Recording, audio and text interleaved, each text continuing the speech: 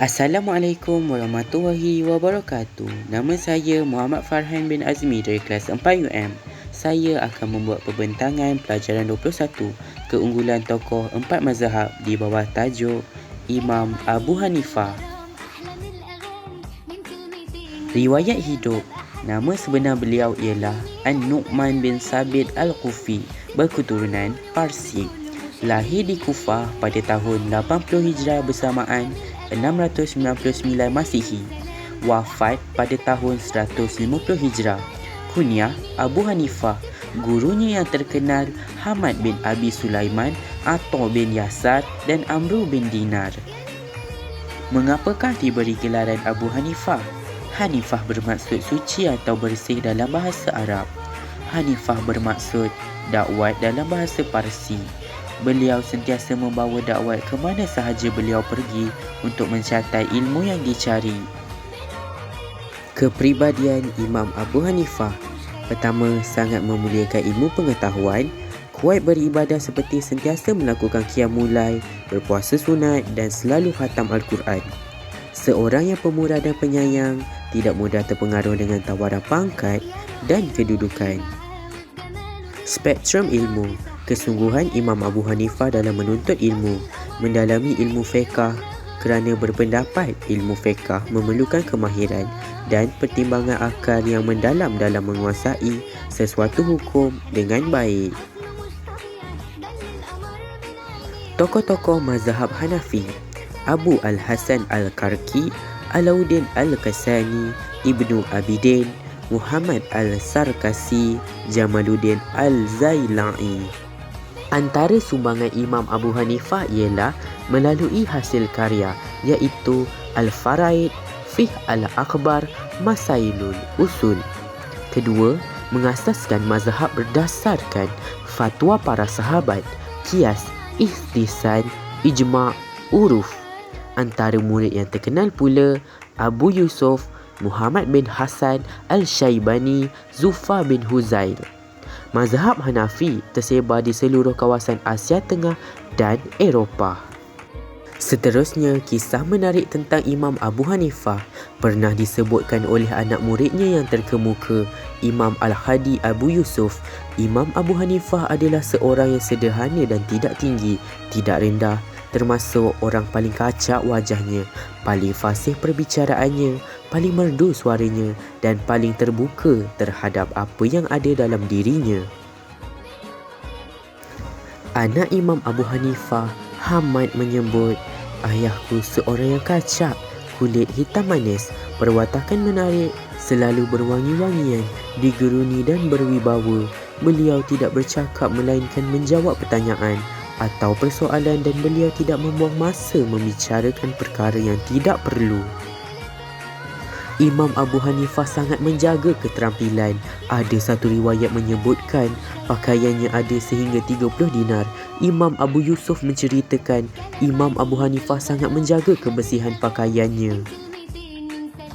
Menurut Syekh Ahmad Al-Ajuli, Imam Abu Hanifah seorang penjual kain bulu bertenun sutera.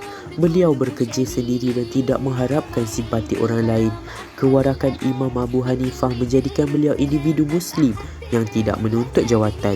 Beliau pernah diminta oleh khalifah untuk menjadi hakim tetapi menolak kerana merasakan dirinya tidak layak. Khalifah berkata, "Kamu berbohong." Lalu Imam Abu Hanifah menjawab, "Sesungguhnya Amirul Mukminin telah menghukumkan ke atas saya yang saya tidak layak. Maka sekiranya saya berbohong, maka jelaslah saya tidak layak untuk menjadi hakim.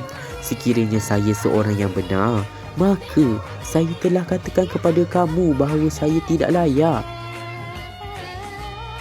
Imam Az-Zahabi berkata, ramai yang meriwayatkan bahawa Imam Abu Hanifah telah banyak kali dipukul sebagai paksaan untuk beliau menerima jawatan hakim, tetapi tetap tidak menerimanya.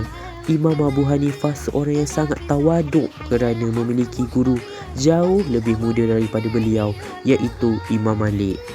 Pernah pada suatu ketika, Imam Abu Hanifah berjumpa Imam Malik yang sedang duduk bersama beberapa sahabatnya.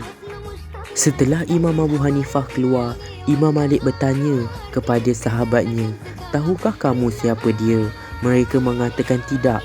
Lalu kata Imam Malik, dialah Nu'man bin Sabit. Sekiranya dia berkata bahawa tiang masjid itu emas, nescaya perkataannya akan digunakan oleh orang ramai sebagai hujah. Imam Malik mengatakan, sekiranya dia mengatakan tanah di tanganmu itu emas, pasti engkau akan mempercayainya. Ini membuktikan beliau seorang yang boleh dipercayai kerana memiliki kekuatan dalam berhujah, cepat daya fikiran dan cerdas serta tajam pemikirannya. Pernah suatu ketika seorang perempuan datang bertanya soalan peribadi kepada Imam Abu Hanifah. Setibanya di rumah beliau, perempuan itu tidak masuk ke rumah tetapi hanya mewakilkan seorang lelaki sambil membawa 2 biji apel, satu merah dan satu kuning. Imam Abu Hanifah kemudian bertanya, siapa yang menghantarmu untuk membawa 2 biji apel ini? Lelaki itu menjawab, perempuan itu, sambil menunjukkan jarinya ke arah seorang perempuan di depan pintu. Dia sedang menunggu jawapan. Imam Abu Hanifah lalu membelah si biji apel dan menyuruhnya memberikan kembali apel itu kepada perempuan tadi. Perempuan berkenaan faham dengan isyarat diberikan oleh Imam Abu Hanifah mengenai apel itu, dan itulah jawapan pertanyaannya. Sebenarnya perempuan itu bertanyakan penjelasan mengenai darah haid, tetapi kerana segan beliau mewakilkan 2 lelaki dan memberikan apel berkenaan, persoalannya, apakah perempuan dikira suci jika darah merah bertukar kepada warna kuning seperti apel merah dan apel kuning? Belahan Imam Abu Hanifah itu seolah-olah menjawab persoalan. Dia akan dikira suci jika darah sudah menjadi bersih putih seperti putih isi apel yang dibelah tadi. Imam Abu Hanifah seorang yang berharta, namun beliau tidak kedekut, malah sangat dermawan. Ibrahim bin Yuainah pernah dipenjarakan kerana berhutang sebanyak 4,000 dirham. Semua hutang itu telah dilunaskan oleh Imam Abu Hanifah. Ketika dalam majlis ilmunya, Imam Abu Hanifah terlihat seorang yang hadir dengan pakaian agak lusuh dan tidak terurus. Beliau kemudian menyuruhnya duduk dan berpesan supaya orang itu jangan pulang dahulu. Apabila semua orang sudah pulang, beliau berkata kepada orang itu, angkatkan apa yang ada di bawah tikar tempat dudukmu dan ambillah. Ketika orang itu mengelak tempat duduknya, dia mendapati 1,000 dirham di situ. Orang itu lalu berkata, aku adalah seorang kaya dan aku tidak perlu kepada pemberian ini. Imam Abu Hanifah menjawab, apakah kamu tidak pernah mendengar hadis Rasulullah SAW? Sesungguhnya Allah Subhanahu Wa Taala suka melihat kesan nikmat yang diberikan kepada hamba-Nya. Begitulah kisah hebat Imam Abu Hanifah yang ilmunya sentiasa mengalir sehingga kini dan diamalkan oleh umat Islam seluruh dunia. Semoga Allah Subhanahu Wa Taala meredai imam yang sangat agung dan mulia ini. Seandainya saya hidup sezaman dengan Imam Abu Hanifah, saya akan menjadi anak murid setianya kerana Imam Abu Hanifah sangat memuliakan ilmu pengetahuan. Selain itu juga, saya akan berjuang bersamanya untuk menegakkan agama Islam dan kebenaran. Seterusnya, saya akan mengikutinya untuk menghadiri setiap majlis ilmu yang dihadiri.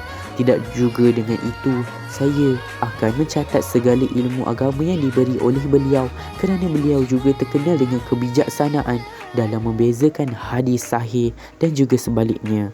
Akhir sekali, jika saya hidup sezaman dengan Imam Abu Hanifah, saya akan bertanyakan kepadanya segala soalan yang terdapat di fikiran saya supaya segala soalan di fikiran saya yang selama ni saya tertanya-tanya mempunyai jawapan yang tepat dan benar.